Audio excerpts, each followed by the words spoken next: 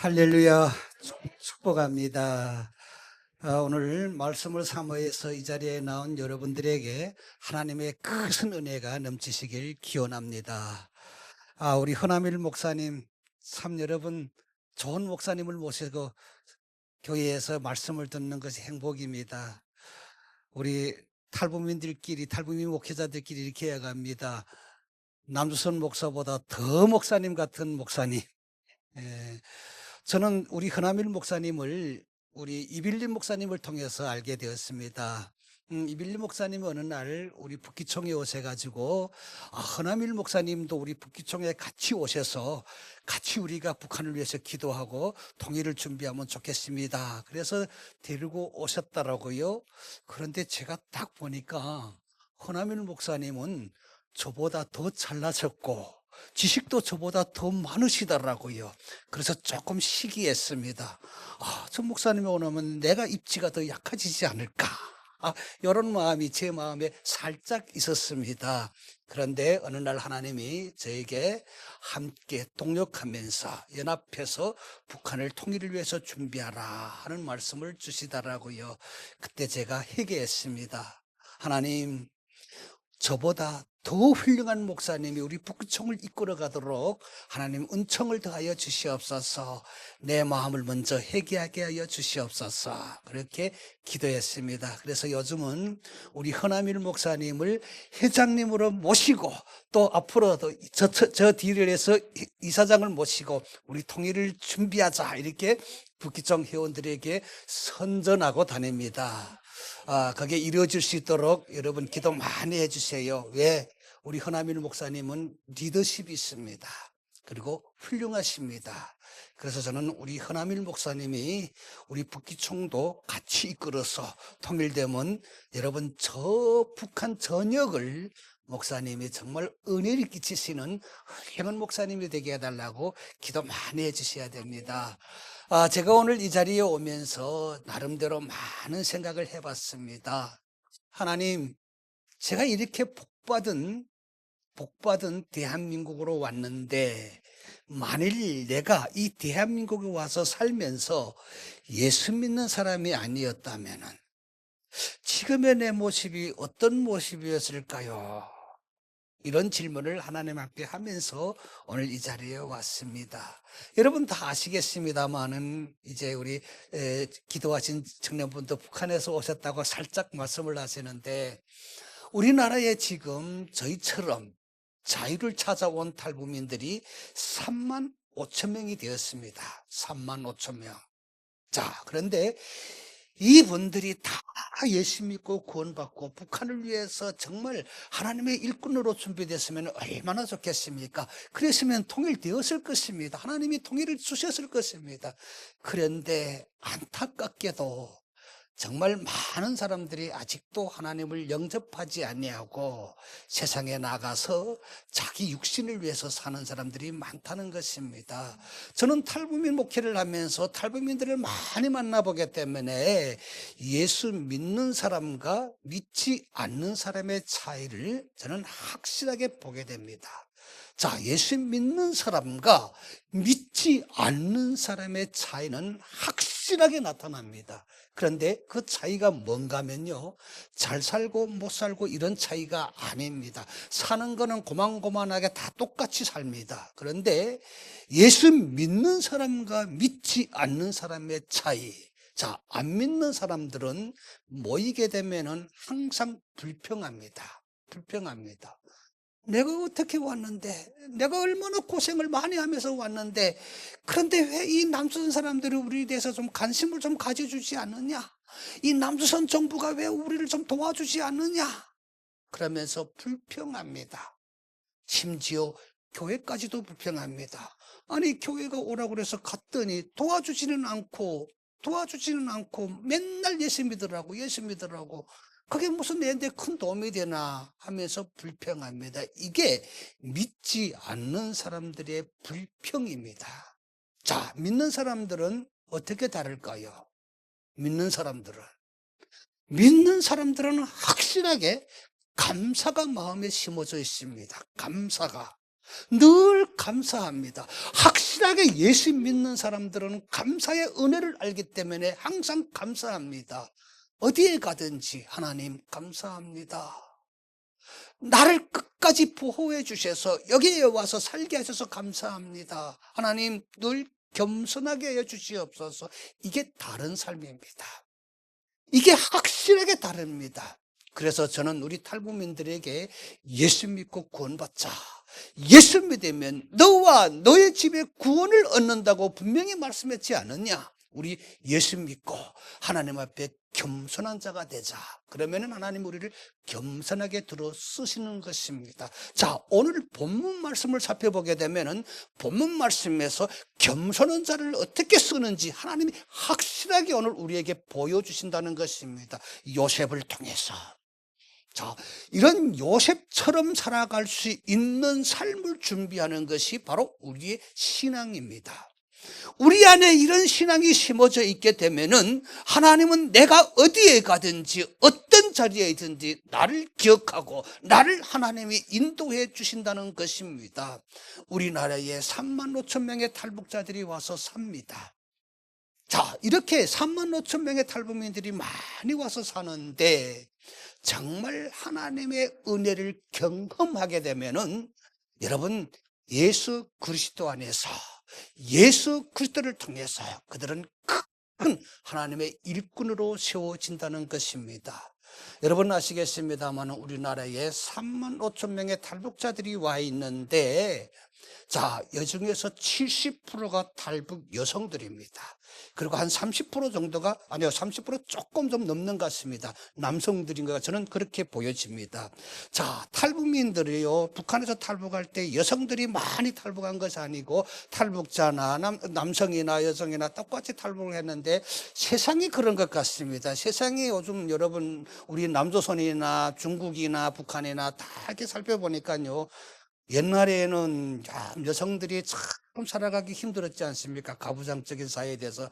그런데 요즘에 세상이 많이 변해서 여성들이 더 사회적으로 살아남기 쉬운 세상인 것 같습니다. 그래서 그러는지 탈북 남성들은 많이 북송되고 탈북 여성들은 곳곳에 숨어 들어가서 살다가 한국으로 올 수 있는 길이 열려서 탈북 여성들이 많이 오는 것 같습니다. 제가 보는 게는 그렇게 생각됩니다. 그런데 이런 탈북 여성들이 많이 오다 보니까 요즘 탈북 여성과 대한민국 남성하고 결혼하는 이런 비율이 많이 생깁니다. 탈북 여성이 한국 남성하고 결혼해가지고 아이를 낳습니다. 이 아이가 초등학교를 갔습니다. 그런데 어느 날 학교에 갔더니 선생님이 그 아이들에게, 초등학생들에게 아마 지금처럼 6.25가 가까이 온 것 같습니다. 6월 이런 때쯤 됐겠죠. 아이들에게 숙제를 줬습니다. 6.25 전쟁이 왜 일어났는지 집에 가서 아버지 어머니에게 물어서 공부 잘 해가지고 숙제로 가지고 답을 해가지고 오라. 이런 숙제를 냈는데 이 탈북 여성과 남성하고 태어난 이 초등학생이 집에 가서 엄마에게 물었습니다. 엄마, 선생님이 6.25 전쟁이 왜 일어났는지 어머니 아빠에게 물어갖고 올라는데 엄마, 6.25 전쟁이 왜 일어났어? 그러니까 엄마가 이렇게 해갑니다. 엄마는 북한에서 살다가 왔습니다. 북한에서 공부하다 왔기 때문에 북한적인 지식밖에 없습니다. 엄마는 북한에서 공부할 때 교과서에 이렇게 나와 있더라. 남조선 계례도당과 미 제국주의자들이 6월 25일 아침 새벽에, 그것도 아침 신새벽에 총을 쏘면서 쳐들어온 게 6.25 전쟁이 일어난 거야. 엄마는 그렇게 배웠어. 6.25 전쟁이 이 남조선 계례도당과 미 제국주의자들이 일으킨 전쟁인 것 같다. 엄마가 같다. 이렇게 얘기했는데 아빠가 거기서 들어서 남조선 아빠가 그걸 듣고 있다가 뭐라 그런지 아십니까? 아니, 당신 지금 정신 나갔지 않는가고. 애한테 무슨 이런 교육을 시키는가고. 6.25 전쟁은 당연하게 북한이 쳐들어온, 북한이 일으킨 전쟁이야. 근데 왜 이렇게 가르치는가고 언성을 높였습니다. 그러니까 아내도 요즘 여성들이 또 강하지 않습니까? 남편한테 지고 삽니까? 아니, 당신 아니 나는 그렇게 비워서 그렇게 이야기하는데 뭐 그렇게 화낼 일인가 하고 왜 그렇게 화내는가 하고 또 둘이 옥신각신합니다. 그런데 이게 서로 옥신각신하면 좋겠는데 서로 핏대를 세우면서 남조선 남자가 북한 여성하고 대판 싸움이 일어났습니다. 싸우는데 초등학생 아들이 가만히 듣고 있다. 엄마 아빠 스톱. 와, 내가 엄마 아빠를 보니까 6.25 전쟁이 왜 일어나는지 그 이유를 알겠다. 이렇게 대답을 한 것입니다. 자, 6.25 전쟁이 왜 일어났을까요? 요게 답입니다. 요게 답입니다. 여러분, 우리는 6.25 전쟁에 대해서 여러분, 정치적으로 해석하는 것보다도 우리 인간의 내면에 있는 것부터 우리가 먼저 생각해 보자는 것입니다. 인간에게 이 질투와 시기심, 그리고 욕심, 이거는 누구에게나 다 있습니다. 자, 저는 이 큰 범위에서 보고 싶지 않습니다. 사실은 우리 6.25 전쟁이라는 깊이를 들어가 보게 되면은 여러분, 정치적으로 모두 지배하려고 했던 권력적인 싸움에서부터 난 것이라고 저는 보고 싶습니다. 오늘 우리는 예수 그리스도를 믿는다고 우리는 확실하게 말합니다. 그런데 예수 그리스도를 믿는다 하면은 우리는 뭘 생각해야 되겠어요? 세상이 왜 이렇게 지금 이렇게 여러분 갈등이 많습니까?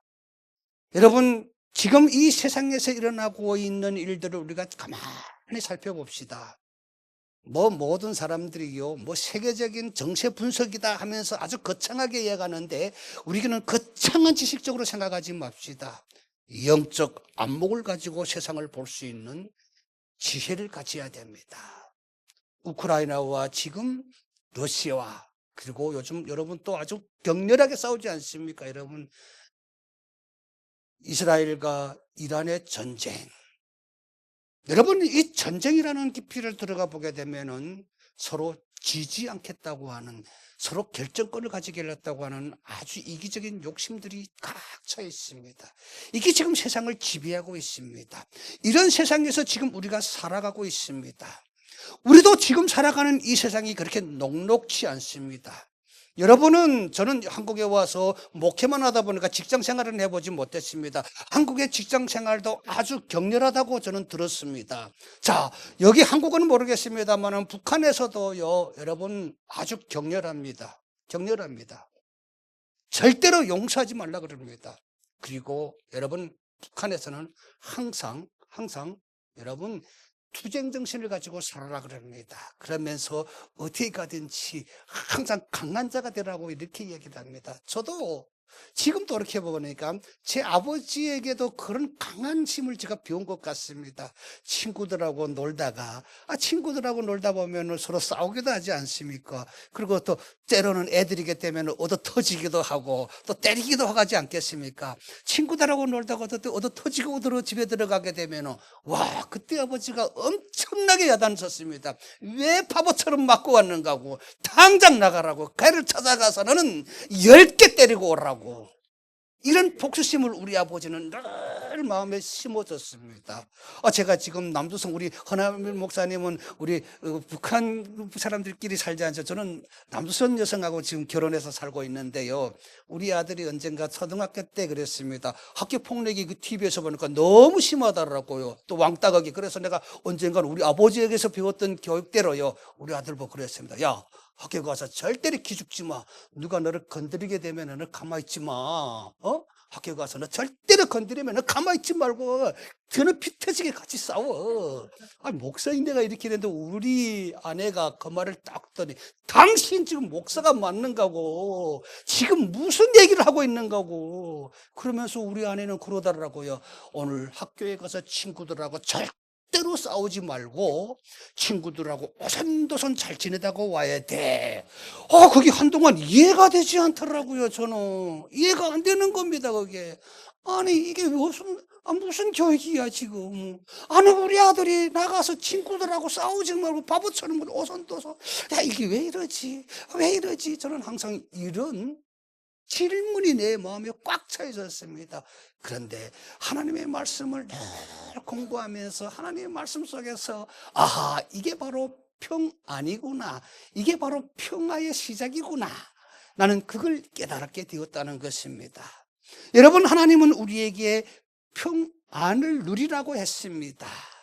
자, 오늘 우리는 하나님 안에서 평안을 누리기를 원합니다. 그러면은 우리는 평안을 누리기 위해서 어떤 자세와 어떤 준비를 가져야 될까요? 내 이웃을 내 몸같이 사랑하라. 내 이웃을 내 몸같이 사랑하라. 바로 이것이 평안을 누리는 하나님의 방법이 아닐까요? 자, 그런데 우리는 우리 이웃을 내 몸같이 사랑하기가 그렇게 힘듭니다. 가정에서 부부끼리도 얼마나 격렬하게 싸웁니까? 참 격렬하게 싸웁니다. 그러나 우리는 그리스도 안에서, 하나님 안에서 우리가 하나님의 중심에 서게 되면은 하나님 말씀을 통해서 우리의 내면적인 것이 다 치유게 되게 되는 것입니다. 여러분은 모르겠습니다. 어쩌다가 예수 믿게 되었습니까? 저도 예수 믿는 것이 그렇게 쉽지는 않았습니다. 특별히 북한에서 오신 분들은 예수 믿는다는 게 쉽지 않습니다. 저는 중국에서 탈북을 해서 저는 좀 일찍이 탈북을 했습니다. 그러다 보니까 제가 90년도에 저는 탈북을 했는데요. 중국에 딱 가니까 탈북자이지 않습니까? 와, 이 탈북자의 신분으로 제가 다시 중국에 가가지고 엄청나게 제가 갈등을 했습니다. 야, 왜 내 삶은 이런 삶이야? 나는 왜 이렇게 살아야 되나? 그러면서 자꾸 더 미워지는 북한이 더 미워지더라고요. 나는 어떻게 저렇게 김일성 장군님이 품에서 태어나가지고 그 품에서 겪지 말아야 될 아픔만을 계속 겪으며 살아왔을까? 아니, 그 어머니 품 같다고 하는 그 당의 품도 나는 그게 너무 싫었다는 거. 그때 가가지고 막 신경적으로 이 짜증이 나더라고요. 그런데 그런 갈등이 막 심할 때에 어느 날 어떤 분이 교회 다니는 분이었는데 저를 꼬셔가지고 교회로 가자는 겁니다.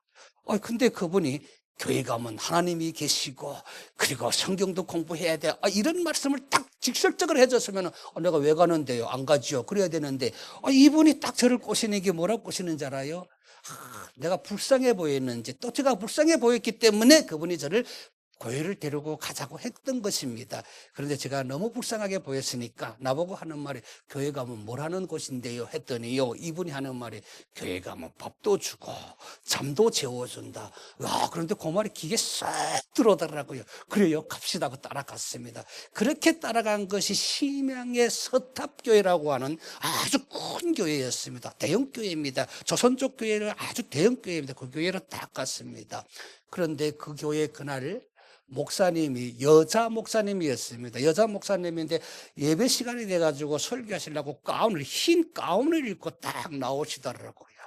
그분을 딱 봤는데요, 처음 흰 가운을 입은 사람은 처음 봤죠. 흰 옷을 입은 사람들은 많이 봤는데 치마도 아니고 아주 두루마기 같은 이 흰 거 쫙 입었는데요, 귀신이 내 앞에 딱 나타나더라고요. 우리는 전설에 보게 되면은 꼭 귀신이 흰 옷을 입게 되는 그런 기술을 배웠지 않습니까? 흰 옷 입은 귀신이 내 앞에 딱 나타나는. 나도 모르게 정신 잃고 쓰러졌습니다. 너무 긴장하다 보니 쓰러진 겁니다. 정신을 딱 차려보니까요, 제가 목사님 방에 누워있는 누군가가 아마 데리고 올라왔겠지요. 눕혀놓았는데. 근데도 목사님이 내 자리에서 벗어나지 않으시고 그냥 그 사람 거기다 올려놓지 않고 내가 얼마나 소중하게 여겼으면은 내 옆에 무릎을 꿇고 앉아서 내 손을 잡고 기도하고 있다라고. 그때는 몰랐는데 그 기도하는 모습이어서 딱 정신을 차려보는데 그 귀신이 또 그걸 잡고 딱 붙어 손까지 잡고 있는 겁니다. 2번 기절했습니다. 그리고 지금 딱 기절을 깨어나면서 3번째 기절에는 내가 정신 차리자. 범에게 물려가도 정신만 차리면 산다고 했지? 우리 흑담 있지 않습니까? 정신 딱 차리고 일어나서 목사님 발목을 딱 잡고 간절하게 애원했습니다. 목사님이 그걸 모르니까 이보세요 할머니, 나 정말 나 죽고 싶지 않습니다. 제발 좀 살려주세요. 막 정말 그때는 애절하게 보여야지 그게 통하지 않겠습니까? 그래서 애절하게 살려달라고 애원했더니 그분이 딱 나를 진정시키면서 사정이나 좀 알자. 너 도대체 누구냐? 어떻게 우리 교회에 와서 이렇게 소란을 피우는 거냐? 그래서 제가 목사님에게 얘기했습니다. 저는 북한에서 온 사람입니다. 탈북자입니다. 아니, 난 여기 이런 곳인 줄은 몰랐습니다. 아니, 그 할머니가 나를 꼬셔가지고 이렇게 밥 먹여주고 재워준다고 해서 왔는데, 보니까 이게 십자가도 있고, 우리가 북한에서 공부할 때에 십자가 되는 곳은 거기 성당이라고 많이 배웠거든요. 그런데 거기에 가면은 선교사들, 미 제국자들이 파견한 선교사들이 건장한 사람들을 꼬셔가지고 데려다가 지하실에 내려가다 칼로 찔러 죽이고, 그들의 장기를 빼가지고 장사용으로 팔아먹는 이런 악질적인 게 선교사다. 이렇게 우리는 지식적으로 배웠습니다. 북한에서 지식적으로 이렇게 교육을 받았습니다. 그러니까 그게 딱 생각나가지고 내가 이렇게 그분이 죽이려고 나를 꼬셔갖고 이 생각 들어서 그때 이런 사건이 일어난 겁니다. 그러니까 목사님이 딱 아시고 진정하라. 여기는 사람 죽이는 곳이 아니다. 너를 구원하는 곳이다. 그러면서 그때 말씀해 주신 게 주 예수를 믿어라. 그러면 너와 너의 집에 구원을 얻을 것이다. 그러면서 그날 저에게 성경책 하나를 선물로 딱 주더라고요. 이 성경을 잘 읽어봐라. 여기에 길이 있다. 그리고 이 성경은 진리다. 이러면서 성경을 딱 주더라고요. 그런데요, 이 성경이 그렇게 궁금한 겁니다. 왜? 길이고 진리라는 그 말씀 때문에. 이 성경에 내가 앞으로 가야 될 길이 있고 진리가 있다는 그 말에 귀가 솔깃해가지고 이 성경을 열심히 읽어봤습니다. 그런데 이게 웬일입니까? 내가 성경을 읽어봤는데요, 이 성경이 내가 생각되기에는 이게 우리 북한에서 공부할 때 위대한 장군님의 혁명 노작을 모방한 책으로 딱 느껴지더라고요. 우리 북한에서 오신 분들 다 경험했을 것입니다. 성경을 처음에 읽고 야, 정말 좋은 책이다 이런 사람이 한 사람도 없을 것입니다. 야, 요게 우리 장군님의 혁명 노작을 그대로 모방했네. 야, 요런 책을 또 공부하라 그러네. 야, 요런 책이 또 세상에 또 있네. 이런 의심이 딱 들더라고요. 그래가지고 야, 그 목사님이 나를 얼마나 우습게 봤으면은 우리 혁명 노작을 모방한 이런 책을 나더러 또 공부하라 그러나. 그리고 또 하나님한테 한번 또 속으라고, 김일성한테 한번 속으면 됐지 하나님한테 또 한 번 더 속으라고 요렇게 나를 또 꼬시느냐. 화가 빡 치밀어 오르더라고요. 그래서 이 성경책을 딱 접어들고 목사님 방으로 들어가서 녹구도 안 하고 버릇도 없이 발로 불을 땅 차고 이 성경책을 목사님 앞에서 내동댕기 쳤다. 목사님, 제가 북한에서 왔다고 우습게 보는 겁니까? 아니, 이 성경에 내가 앞으로 가야 될 길이 있고 진리가 있다시 읽어봤더니 이게 우리 장군님의 혁명 노작을 모방한 책이네요. 아니, 이런 책을 하고 공부하라 그럽니까? 목사님하고 격렬하게 싸웠습니다. 그때 목사님이 나를 안정시키면서 너는 북한에서 잘못 배운 거야. 너네 아버지 장군님의 어머니 이름이 뭔지 아느냐? 알지요. 저는 왜 모릅니까? 우리 장군님의 어머니가 이름이 강반석입니다. 그랬더니 목사님이 그러더라고요. 강반석이라고 하는 이름은 세상 사람들이 쓰는 이름이 아니야. 너네 장군님의 어머니가 바로 교회 권사님이었어. 그러면서 쫙 가르쳐 주더라고요. 그런데 귀에 안 들어오더라고요. 여러분, 우리 인간들은요, 마음의 문을 열지 않게 되면은 진리 하나님의 말씀이 들어오지 않습니다. 내가 그 당시에 하나님의 말씀을 믿겠습니다 하고 마음을 활짝 열었으면 모든 말씀이 다 정말 은혜의 말씀을 들어오는데 모든 것이 다 의심스러워지고 모든 것이 다 부정적으로 생각하고 내 마음을 꽉 닫았더니 여러분, 아무리 좋은 얘기를 해도 달겨지지 않더라고요. 그러면서 내가 무슨 생각, 야, 요게 북한에서 교육받던 거하고 비슷하고 똑같네. 야, 내가 어떤 사람인데. 그리고 나는 교회를 좀 더 한번 살펴봐야 되겠다. 주일 예배를 딱 참석해야 된다. 이게 웬일입니까? 오늘처럼 주일날 예배 드렸는데 목사님이 예배 끝나고 그때 북한이 고난의 행군 때였습니다. 여러분, 북한 동족들이 굴목 주고 있습니다. 그들이 누구입니까? 우리의 형제들입니다. 그들을 위해서 기도합시다는데요. 와, 진짜 안전분들이 눈물 흘리면서 기도하더라고요. 제가 옆에서 기도하는 사람들을 딱 봤더니 진짜 눈물이 뚝뚝 떨어지더라고요. 그런데 나는 그 눈물을 보면서도 감동이 없었습니다. 왜? 저거 보라. 저거 우리가 북한에서 아버지 장군님하고 울던 그 모습하고 뭐가 다르고 자꾸 그렇게 비교가 되더라고요. 그러니까 자꾸 자꾸 부정적인 마음에 들어와가지고 모든 것이 다 부정적으로 얘기합니다. 야, 더 속으면 안 된다. 내가 더 정신 차리자. 이런 생각밖에 안 드는 겁니다. 모든 게 부정적이고, 그러면서도 그 안에 있으면서도 목사님하고 계속 싸웠습니다. 목사님, 날 강요하지 마세요. 날 강요하지 마세요. 여러분, 제 성격이 한 성격합니다. 여러분, 제 이름이 강철호 아닙니까? 여러분, 제가 얼마나 강한지 아십니까? 그래서 목사님하고 싸울 때도요, 목사님, 너는요, 목사님 눈 부릅뜨고요, 목사님하고 치열하게 싸웠습니다. 내 지식도 없는 이런 알량한 지식을 탁 꺼내주면 목사님하고 완전 말싸움을 합니다. 목사님이 어떻게 이런 또라이가 또 왔나, 막 그랬을 것입니다. 그럼에도 불구하고, 그쯤 되었으면, 야, 너 같은 애 우리 교회 필요 없어. 가! 쫓아내야 되는데 안 쫓아내고 계속 품어주더라고요. 야, 이상하다. 이게 왜 이러지? 이쯤 되면은 나를 쫓아내야 돼. 그러면은 내가 좀 양심적인 가책을 갖고 목사님 옆에 좀 수그러뜨리고 어깨도 좀 축 떨어뜨려야 되는데 더 기가 살아가지고 더 싸우기 시작하는, 이게 인간의 본심입니다. 더 싸우기 시작하잖아. 내가 이기네. 이런 것을 내가 또 경험하게 되는 것이죠. 그러니까 목사님은 얼마나 미웠을까? 지금 생각해보면은, 야, 목사님이 그 미운 상태에서도 나를 이해해주고, 그러려니까 속이 얼마나 썩었을까? 이런 생각도 해봅니다. 그렇게 사는데 하나님은 사건을 만드셨습니다. 여러분, 우리는 하나님이 우리를 지으신 분이십니다. 내가 아무리 강하고 내가 아무리 여러분 세상적인 지식으로 꽉 차 있다고 해도 하나님은 그걸 무용지물을 만들게 할 때가 있습니다. 그리고 강팍한 마음을 언젠가는 만지셔가지고 그 마음을 누그러뜨리시는 하나님이십니다. 내가 센 줄 알았는데 어느 날 하나님이 사건을 만들어 주셨습니다. 어떤 사건이었느냐, 야, 교회 안에 다 좋은 사람이 있는가 했는데 나쁜 사람도 있은 것 같습니다. 그 목사님이 집에서 제가 밥 먹고 자고 계셨는데 누군가가 중국 공안에 가서 목사님 집에 지금 탈북자가 와 있다고 고발한 겁니다. 어느 날 새벽에 공안들이 들이닥쳤습니다. 경찰들이 나를 잡으려. 자, 이쯤 되면은 목사님, 정말 여러분이 생각하기에는 목사님은 무엇이 더 중요할까요? 교회, 목사님 자신이 더 중요하실 것입니다. 야, 야단 났다. 야, 너 때문에 우리 교회 문 닫게 되다. 빨리 너 도망가든지 잡히든지 하라. 그렇지 않으면은 공안들이 왔을 때, 예, 빨리 저거 잡아가세요.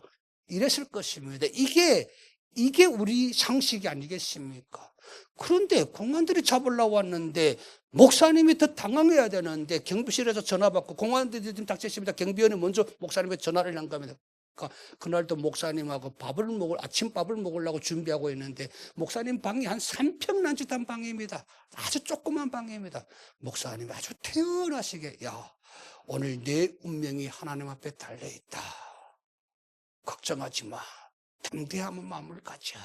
그리고 저를요, 목사님 방 안에 중국 사람들 동북에는 춥기 때문에 창문이 없지만 이런 두꺼운 천으로 커튼처럼 쳐놨습니다. 목사님 방도 웃바람을 막기 위해서 쳐놨는데 그 뒤에 나를 숨으러 하는 겁니다. 그때는 외서했으니까 그 뒤에 딱 숨었습니다. 그러면서 마음이 콩당콩당. 그러면 나는 그때 무슨 생각이 나냐. 야, 목사님이 지금 마지막에 나를 이렇게 숨으러 가지만 이제 공안에 들어오면 분명히 저기 있습니다. 저거 잡아가셔. 저렇게 손가락질로 나를 갈까요? 그러니까 이제는 더 살아날 길 없다. 아이고, 그러면서 완전히 이제는 별의별 5만 가지 생각이 다 들더라고요. 공안들이 닥쳤습니다. 목사님 협박합니다. 내놓으라고. 우리가 다 알고 왔으니까 안 내놓으면은 당신과 이 교회가 큰 문제가 될 줄 알라고 협박합니다. 자, 이쯤 되면은 여러분, 저 같았으면은, 그래요, 우리 교회만은 좀 문 안 닫게 해주세요. 자, 북한 사람이 저기 있습니다. 잡아가세요. 그랬을 것입니다. 그런데 목사님이 모른다. 그런 사람이 오기는 왔는데 배고프다고 해서 우리 밥 한 끼 먹여 보냈는데 그 사람이 어디 가는지 우리 어떻게 아는가 하고 아주 담대하게 모시더라고요. 와, 그때 하나님이 역사하셔서요, 이 공안들 한 5-6명이 오셨는데 그들의 눈을 다 가리셨는지 공안 책임자가 순순히 그러면 다음에 오면 신고하세요 하고 딱 가버리더라고요. 제가 공안들이 딱 하고 문 닫는 소리까지 다 듣고 그 커튼을 딱 열고 나왔는데 목사님이 멍하고 서 있더라고요. 얼마나 긴장됐을까요? 그리고 등 뒤에는 땀이 쫙 흘렸는지 옷이 축축하게 보이더라고요. 그런데 내 마음입니다. 그쯤이면 저는 목사님 앞에 엎드려서 목사님 오늘 살려줘서 감사합니다 이래야 되는데 내 마음이 더 깜빡했습니다. 나는 그 자리에서도, 그 은혜의 자리에서도 꼭 목사님에게 따지고, 왜냐, 그 안에 드시면서도 내가 생각해 뭐냐, 야, 이 사람, 이 목사님은 왜 나를 위해서 이런 선을 베풀까? 그게 너무 궁금했습니다. 나는 이 목사님의 아들도 아니고 친척도 아니지 않습니까? 그런데 왜 나를 위해서 이런 선의를 베풀까? 그게 너무너무 궁금해서, 그래서 그때를 쥐고 나오면서 목사님에게 따졌습니다. 그것도 공손히, 목사님, 난 좀 알고 싶습니다. 이랬으면 또 얼마나 좋겠습니까? 나는 손바닥 들고, 목사님, 나 오늘 분명히 알고 싶습니다. 왜 나에게 이런 선의를 베풉니까? 내가 이 교회에 와보니까 젊은 사람들이 없는데 나를 붙잡아두고 일시켜 먹기 위함이죠. 야, 나는 이런 교만한 자였습니다. 그런데 목사님이 나를 다 진정시키고 하셨던 말씀, 지금도 그 한 말씀이 이 내 마음에 삼아 있습니다. 나는 그 어렵고 힘들 때마다 그 말씀을 다시 되새기면서, 하나님이 나를 지켜주시는구나, 하나님이 나와 함께 하시는구나, 이걸 더 겸손하게 제가 받아들이게 됩니다. 그날 목사님이 하셨던 말씀입니다. 나는 목사다. 성경에 보게 되면 하나님이 한 생명을 천하보다 귀하다 그랬다. 한 생명이 천하보다 귀하다 그랬다. 우리 교회보다, 나보다도 너 한 생명이 더 중요한 거야. 뭐가 중요한 거냐? 나는 그래서 너를 오늘 이렇게 끝까지 너를 지켜주려고 내가 이렇게 네가 보는 것처럼 이런 행동을 한 것이야. 와, 그런데요, 그 말씀을 딱 듣는 순간에 온몸에 전율이 쫙 일어나더라고요. 그때 제가 깨달았습니다. 이게 신앙 때문이구나. 그냥 선의를 베푸는 것이 아니라 신앙 때문이구나. 이 신앙 때문에 우리가 이런 사랑을 받는구나.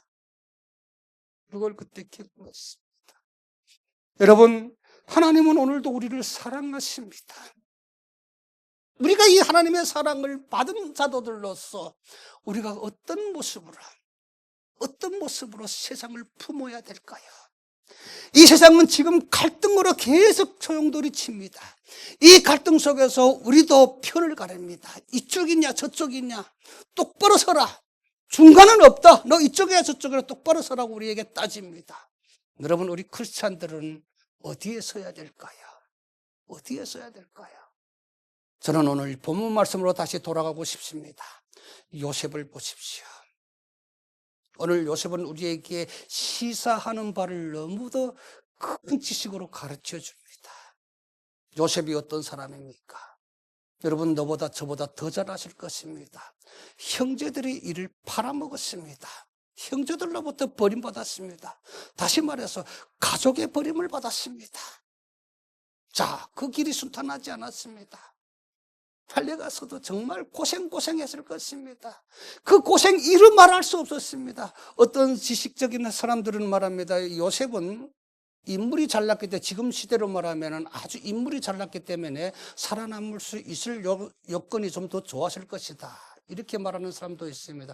그래서 그런지 모르겠습니다만 보디발의 집에 딱 갔을 때 보디발이 그에게 모든 경제권을 그에게 관리하도록 했습니다.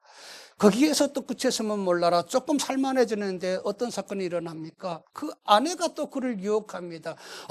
그때나 지금이나 똑같은 것 같습니다. 남녀 관계는 누구도 어쩔 수 없는 것 같습니다. 이 포디발의 아내가 또 그 요셉을 다 꼬시지 않습니까? 지금 저 같았으면은, 그래, 하나님, 내가 하는 것도 아니지 않습니까? 아니, 나도 살아남기 위해서 좀, 하나님 조금 이해해 주십시오. 그러고는 못 이기는 것처럼, 그래, 내가 지혜 짓는 것도 아닌데, 뭐, 이러면서도요, 나는 철저한데, 이러면서도 나를 커버했을 것입니다. 그러나 요셉은 철저했습니다. 그러다 보니까 누명을 썼지 않습니까? 너무 철저하다 보니까 누명을 썼습니다. 누명을 써서 어디 갔습니까? 가기도 싫은 감옥. 여러분, 그것도 억울한데 또 감옥에 갑니다. 와, 미쳐 날뛰어야 될 순간입니다. 우리 같았으면, 야, 세상이 왜 이래? 이 세상 어떻게 살 거냐? 이거 뭐 이런 세상이 다 있어. 통곡하고 우리는 정말 이게 뭔 세상이냐 이럴 겁니다. 그러나 요셉은 모든 것을 다 순수하게 받아들였습니다. 그리고 감옥으로 갔습니다. 감옥에 갔더니 또 누구를 만납니까? 하나님은 다 예비한 사람들을 곳곳에 심어주고, 그리고 그 감옥에 가서도 감히 만날 수 없는 권력자들을 만나게 했습니다. 이게 하나님의 섭리가 아닐까요? 이게 하나님의 섭리입니다. 여러분, 저는 요셉을 이렇게 평가하고 싶습니다. 제일 낮은 자리에서 제일 높은 자리로 올라간 사람. 그런데 그가 자기가 잘나서가 아니라, 인물이 툭실해서가 아니라 늘 하나님과 함께 했더니 하나님이 그를 씌워준 사람이다. 나는 이렇게 평가하고 싶습니다. 나는 나보다 조금 잘난 우리 허남일 목사님이나 이런 분들이 옆에 있게 되면 약간 살짝 기죽습니다. 인간적으로. 왜? 잘난 사람이 옆에 있게 되면은 내가 조명을 못 받지 않습니까? 그런데 어느 날 하나님이 나에게 더 겸손해지라는 말씀을 주더라고요. 그래. 내가 내세워야 될 무기가 있구나. 뭐냐? 겸손함. 어디에 가든지 우리 주변에는 정말 우리보다 잘난 사람들이 많습니다. 그러나 내가 그 사람들보다 더 겸손한 자세를 가지게 되면은 하나님이 그 겸손함을 보시고 나를 더 세워주시는 하나님이라는 것을 나는 성경을 통해서 깨닫게 됐습니다. 여러분, 우리는 겸손한 자가 되어야 됩니다. 겸손한 자가 되어서 먼저 이해하는 마음, 남을 이해하는 마음, 용서하는 마음을 가지게 되면은 하나님이 우리를 더 훌륭하게 세워주십니다. 오늘 5절 말씀이 요셉의 모든 마음을 다 표현합니다. 형제들을 떠나서 그 버림받으며 살 때에 이 원수들이 내 앞에 한 번만 나타나 봐라. 나는 쳐 죽일 것이다. 이게 인간의 생각입니다. 요셉도 그런 마음이 얼마나 있었을까요? 고생할 때마다 자기를 팔아먹은 형제들이 생각났을 것입니다. 얼마나 그런 생각이 많이 들었을까? 그런데 정작 오늘 하나님이 좋은 날을 주셔가지고 그 형제들을 만나게 하셨습니다. 자, 보십시오, 요셉. 오늘 5절 말씀을 여러분 한번 잘 음미하면서 보십시오. 걱정하지 마세요. 걱정하지 마세요. 당신들이 나를 팔아먹었다고 해서 너무 이렇게 마음 상하지 마세요. 당신들이 나를 팔아먹은 게 아닙니다. 하나님이 당신들과 우리 가정, 나를 살리기 위해서 먼저 나를 애굽 땅으로 보내주셨습니다. 이거는 훌륭한 인격이 아니면 이런 말을 감히 할 수가 없습니다. 그의 인격이 얼마나 훌륭한 인격이었으면 여러분, 이 말씀 한마디에서 요셉의 인격을 우리가 볼 수가 있습니다. 그런데 이 요셉의 인격이 어디에서 만들어진 것일까요? 여러분, 예수 하나님을 통해서 마음에 사랑하는 그 마음들이 있었을 것이고, 여호와의 말씀이 늘 그 마음에 함께하면서 여호와께서 그를 그렇게 온유한 자로 세워주지 않았을까, 이런 생각을 해봅니다. 우리가 온유한 자가 되어야 됩니다. 예수 믿는 것이 우리가 어떻게 보면은 하나의 훈장이 아닙니다. 여러분, 어떻게 여러분들은 예수 믿게 됐는지는 모르겠습니다만은 다양하게 예수를 영접하고 믿는 사람들이 이 세상에 많습니다. 어떤 분이 직장에서 정말 훌륭하게 욕망받는 분이었습니다. 일밖에 모릅니다. 직장 일밖에 몰랐습니다. 그런데 누군가가 전도해가지고 이분이 교회로 나가면서 예수 믿고 영접하고 바뀌기 시작했습니다. 그러다 보니까 일밖에 몰랐던 사람이 주일날은 나는 교회를 꼭 가야 된다. 그런데 자기 직장에서 주일날도 일해야 될 그런 부분들이 있는데 사장님에게 찾아가가지고 당당하게 얘기했답니다. 나는 교회 다니기 때문에 오늘은 주일날 교회로 가야 됩니다. 오늘 직장에서 근무를 못합니다. 꼭 교회로 가겠습니다. 당당하게 얘기했답니다. 그런데 이 사장이 그 앞에서 너 교회 다닌다고 교회에서 밥 주나? 쌀 주나? 돈 주나? 아니, 직장에서 네가 일하게 되면 오늘 너에게 돈을 더 주는데 아니 왜 교회를 가려고 하는 거냐? 너 바보처럼.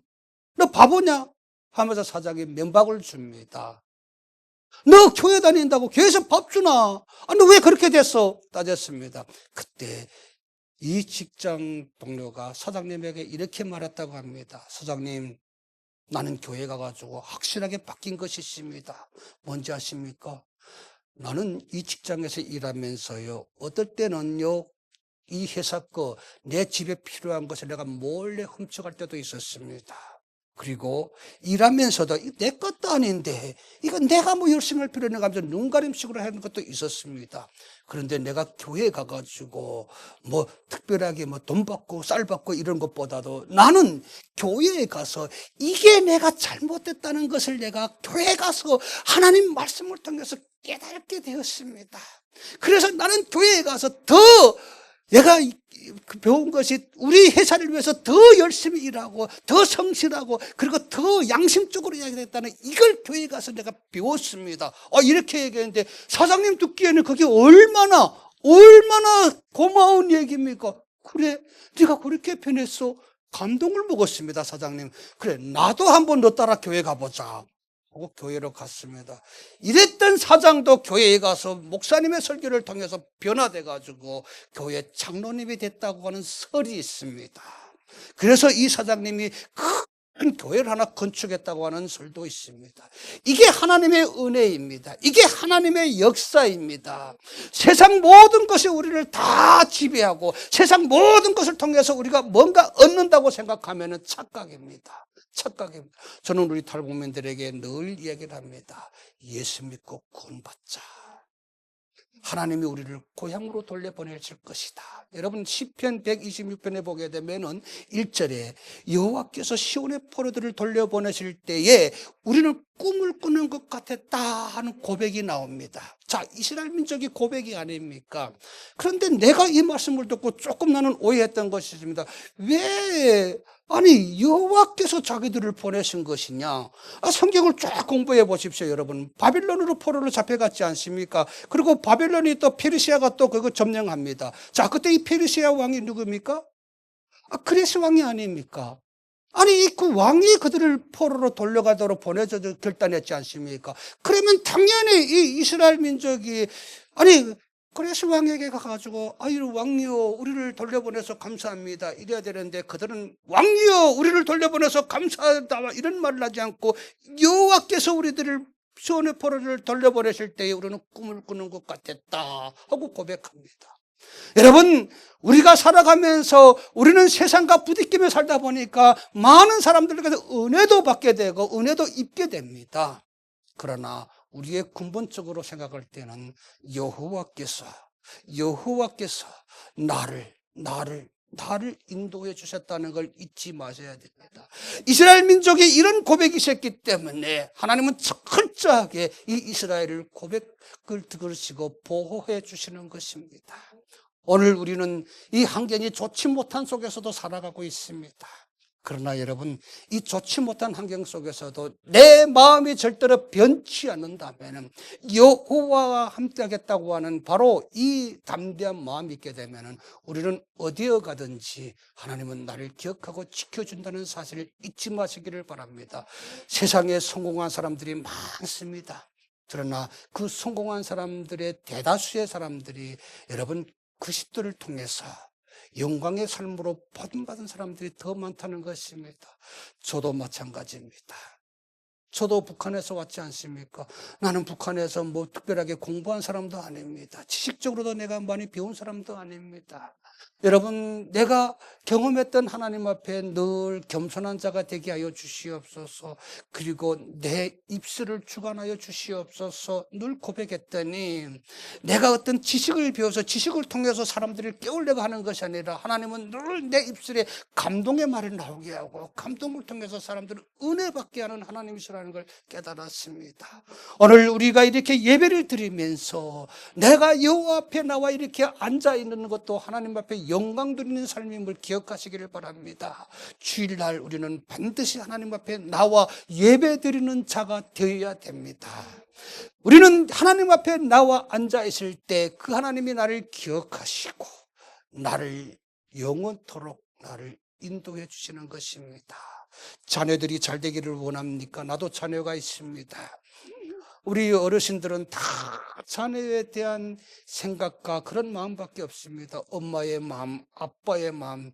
여러분, 그 자녀가 잘 되기를 원한다면은 그 자녀가 하나님 앞에서 하나님의 영광을 돌리는 삶을 살게 해달라고 기도하십시오. 이스라엘 민족, 여러분 유태인들 아시지 않습니까? 유태인의 어머니들이 자기 자식들을 가르칠 때에 세상적인 지식 교과서를 가지고 가르치는 가정 교과서가 바로 성경이랍니다. 성경. 그들은 밥을 먹을 때나 잠을 잘 때나 어머니들은 아이들에게 성경 한 구절을 읽어주고 손잡고 기도해 준답니다. 그리고 가정에 이 성경이 바로 그 가정에 평안을 주신다고 합니다. 오늘 우리 대한민국에서 살아가는 그리스도인들, 바로 이 성경의 진리를 가지고 자녀를 가르치고 그리고 내가 은혜 받는 삶을 사시기를 바랍니다. 하나님은 우리와 영원하십니다. 용서와 화해 속에서 우리가 모두 평안을 누리는 이 세상 되기를 간절히 축원합니다.